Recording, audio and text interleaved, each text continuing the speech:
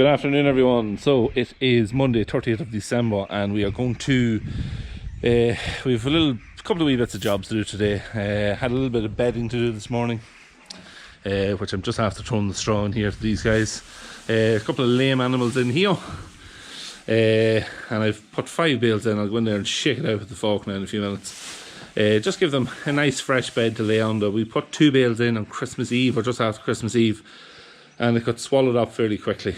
It really could do it being cleaned out at a decent enough depth of dung, but when you have an animal with a sore foot, you're nearly better with a bit of a depth of dung in it, because it just kind of gives them something to grip onto when they're getting up. So that's kind of why we don't want cleaning it out just yet, and why we've put 5 bales of straw in there to give them a nice dry bed then to lie on. But anyway, yeah, don't forget to hit the sub button if you haven't already subscribed.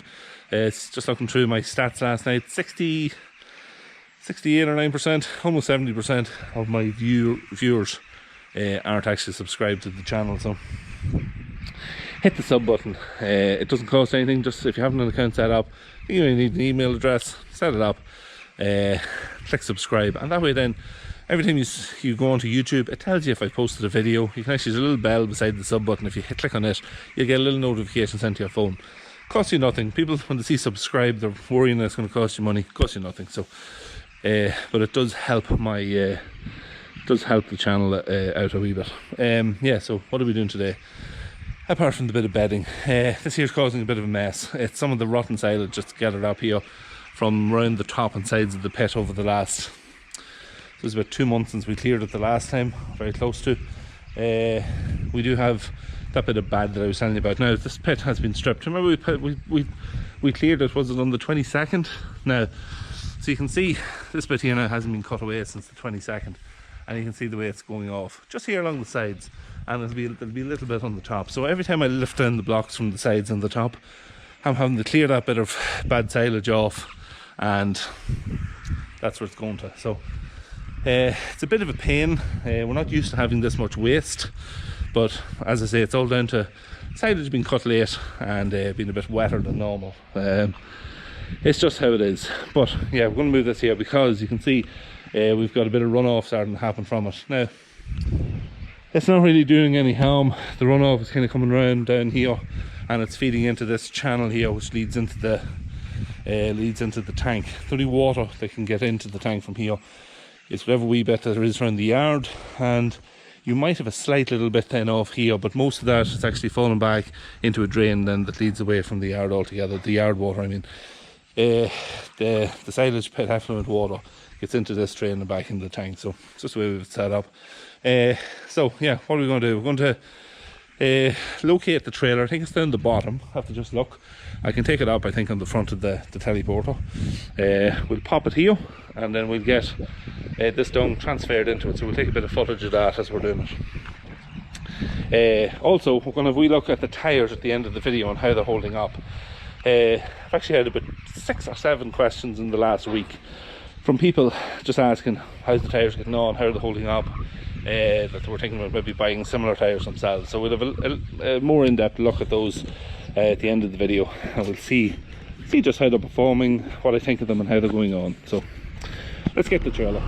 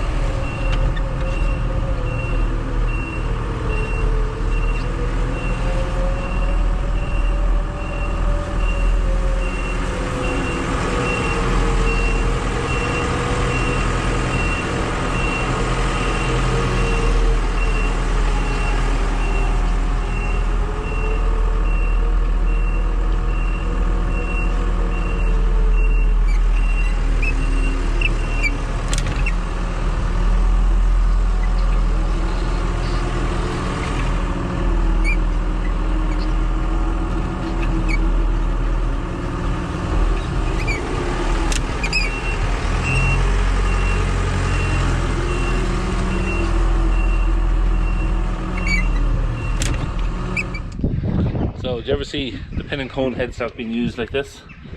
You wouldn't believe how manoeuvrable this is to get trailers in and out of tight spaces. Or a lot of the wheeled machinery that I put inside the shed, I put them in with the teleporter, because you can get it into corners and places you can't get to with a tractor. So very, very useful. Now mind you, I wouldn't like to be putting a massive load on it either, because it wouldn't be good for the headstock, but empty trailers, no issue.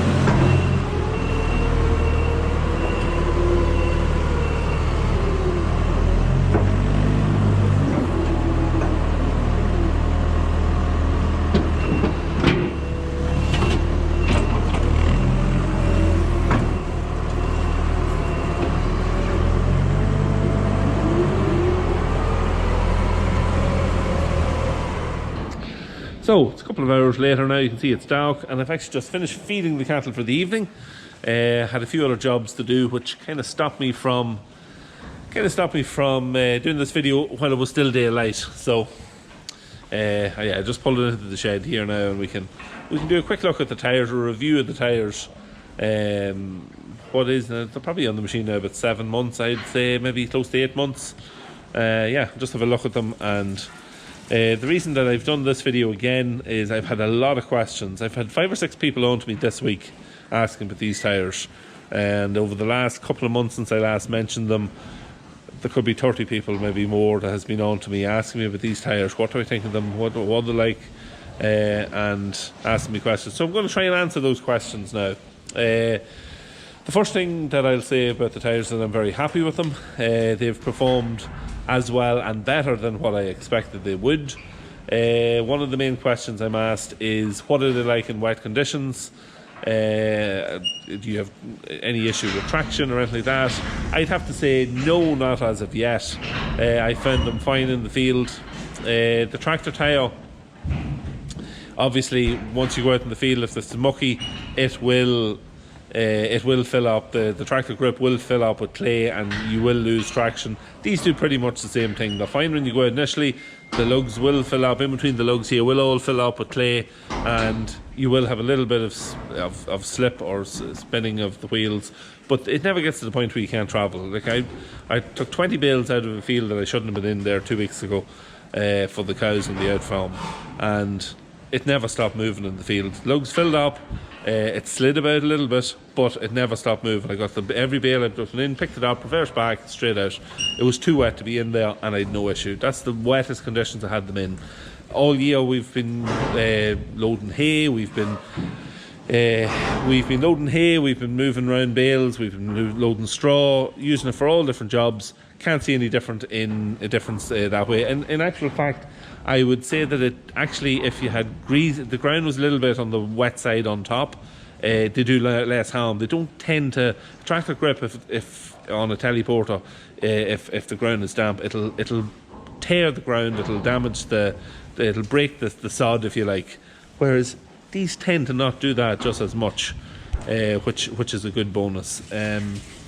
On the road, very, very stable. Around the yard, very stable. A little bit less comfortable, not much, but it is a little bit noticeable where they're a little bit bouncier. You've got a heck of a sidewall in these tyres, so that means that you're going to have a little bit less bounce in the tyres as such for cushion.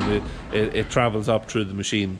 But the plus side of that is that around the yard with a load on the boom, you have great stability, and that I would see it as a plus. For the bit of road use, there's boom suspension in this machine anyway. You know, you always have a bit of bounce on them anyway. I'd see it better to have the stability on the tyre than to have that bit of extra cushion for comfort on the road. The other question I was asked there in the last week was silage pit. Any difference on the silage pit? I'd have to say no. I would climb the silage pit, no problem. Now we have duals for this machine anyway, but our last tyres, they were completely bald. And they would climb the pit this with bald tyres. So like if you can climb the pit with ball tyres, you'll be able to climb the pit with these here, or a little bit of grip on them. So I can't see any difference on the pit either. I don't see any issue with them that way. There's a little bit more ground clearance with them. The tyre, even though it's the same size as the tractor type, the tyre is slightly bigger, so you have a little bit more ground clearance than what is with the tractor tyre, and I would see that as a bit of a bonus.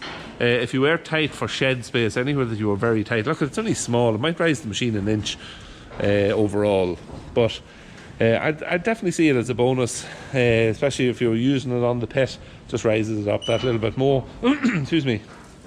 I suppose the main question I'm asked too is what way are they wearing? How are they wearing out? And like you can see here, there's basically no wear on them yet. You know, the tyre has as much grip now as they had when it was new. I can't see any sign of any wear on them. You know, the corners aren't in the way when a tyre starts to go down, you can start to feel the edge there. It starts to like flatten off. There's none of that has happened yet. So I think after 400 hours, I think I'd be very happy with how they're wearing.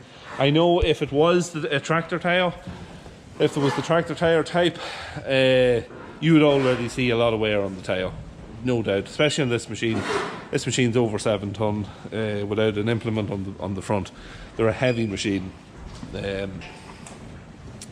and yeah, I'd be very, very happy with them. Usually a Michelin tractor tyre wears out on this machine in 2,000 hours, and that's bald. The last ones lasted slightly longer, not very much longer, but slightly longer. And yeah, I think they were maybe 22 or 2300 hours, something like that. But yeah, I'd be very, very happy with how they're wearing.